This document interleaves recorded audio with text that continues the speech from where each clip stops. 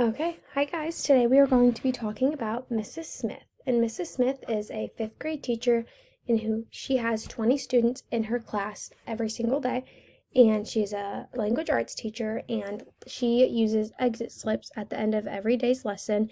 And basically, she'll write on a small sheet of paper what questions do you have about today's lesson, to which the students can write down their response, like, I feel really good, I feel like I really understood what we learned today, or I feel really bad, I don't think I grasped what we were learning today.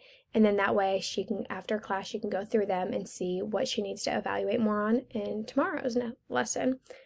And Mrs. Smith has been doing this for a little bit, and she has found some challenges that she is facing when she is using her paper-based exit slips. So her challenges are, it's difficult to precisely evaluate each student's understanding because they don't write much, they're too vague. So maybe a student is writing, today's lesson was cool. Like, okay, I'm glad you thought it was cool, but what are you struggling with? Or something like that. And then it's also difficult for her to get a big picture of the patterns and trends in students' understanding because she has to look through 20 pieces of paper every single day. And so some can kind of get lost or something, it's just hard for her to do. And then it's also difficult to track each student's growth over her week because by the end of the week she has 100 pieces of paper, and it's not easy to look through all of those without taking forever, and it's hard to see how students' understanding is improving. And then her last one is it's difficult to get students' feedback because of all the reasons that we had just listed. So she is looking for a better way to use exit slips, and she wants it to be kind of something technology based and it avoids the problems she's having.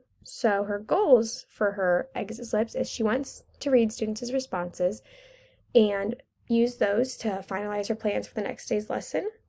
And so, for example, say a majority of the students yesterday didn't understand how to multiply, for example, for a math class. So the next day she could touch more base on how to multiply and help the students' understanding. And then at the end of the week, she wants to be able to track how individual students and the class have been growing in their understanding and how they've been learning. And then lastly, she wants to give feedback about how well they are actually understanding each lesson. So I did some research and I found this website online called Ziplet, as you can see on my screen. So let's move on to the next slide. If you type in Ziplet in your URL, it will pop up and you can join for free. It's no credit card required, and it's an exit slip website. So teachers use it all over for their students to do exit slips. So once you join for free, you will sign up as a teacher because we are all future teachers and Mrs. Smith is a teacher. So you'll just go ahead and click the teacher tab, and then you can make your class as I've made one. I made it titled Elena's class, and then there's this go pin right here. Remember that because that's going to come into play in a minute. So once you ask a question into this class, you can completely make up your own question, or they have popular questions. So if you don't know what to ask, you can scroll through so that every day you're not asking the same exact question. You can ask, how well did you understand today's lesson? You could ask, what are you struggling to understand at this moment? How can I better support your learning? What's one thing you did well in class today? So there's just many different questions you can ask. And again, you can make up one completely on your own to ask your students. And then there's also like fun daily bell ringers you can do with your students. There's icebreakers. There's just a bunch of different things this website can be used for besides just exit slips. So after you pick your question and what you want to ask, you'll be brought to this screen, and there's 4 different choices that your students can respond to your question. So they can do it on a scale based 1 to 7. So 1 being I didn't understand today's lesson at all, or 7 being I have no questions, today's lesson was great. Then you can also do a reaction. So it'll be like a smiley face, in the middle face, and then a happy face. So you can see that students are feeling pretty good, or they're feeling bad, or they're kind of stuck in the middle. And then you can do a text option, and this one just allows students to type in however they're feeling. And then you can also select up to 2, as you can see at the top. So say if I wanted to do like the scale and the text, I can make the text optional. So that way, if they feel really good, they don't have to put a text in because obviously they feel like they understand everything. But if they're feeling really bad, then in their text, they can ask a question that they might be having. And then there's also a multiple choice section. So then after you click however you want your students to respond, you'll be brought to a preview screen of what your students will see. So over here is what your students will see. So you just ask your question. I chose the scale, and then I also chose the response. And then you can also give students the option to respond anonymously, but the teacher, you will still be able to see what they thought of the lesson. It's just their other classmates will not be able to see who posted that question. So then next, if this is what a student's screen is going to look like getting onto this website. So they'll just click join for free, select I'm a student, and then they're just going to enter their first name and their last name.